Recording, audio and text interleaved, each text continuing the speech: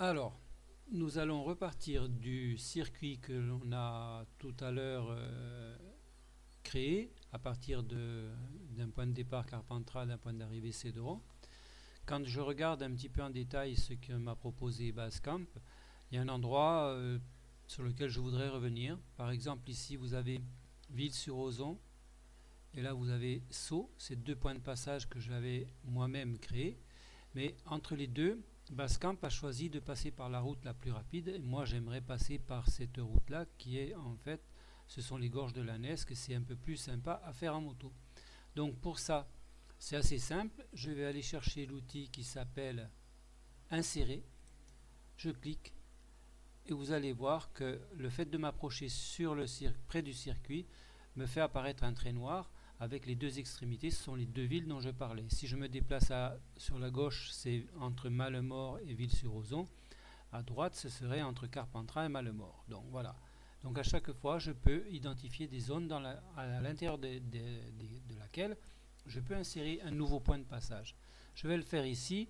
Tant que le trait noir est visible, je peux cliquer sur le crayon, sur la souris en fait, le clic de souris. Et là, je vais rajouter un point de passage. Le calcul se fait très rapidement. Vous avez maintenant un nouvel itinéraire.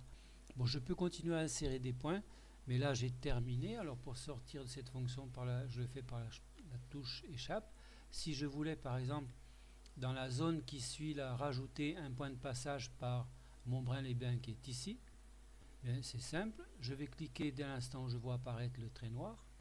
Je clique et je passe par Montbrun-les-Bains. Voilà, ça y est, l'itinéraire est fait.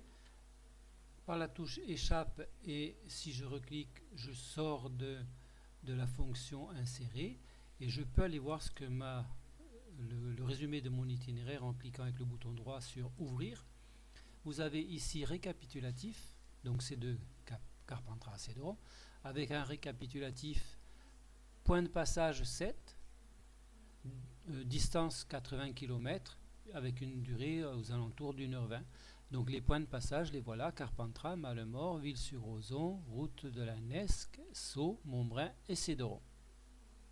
Voilà, donc vous pouvez modifier éventuellement la couleur de votre tracé si elle ne vous convient pas.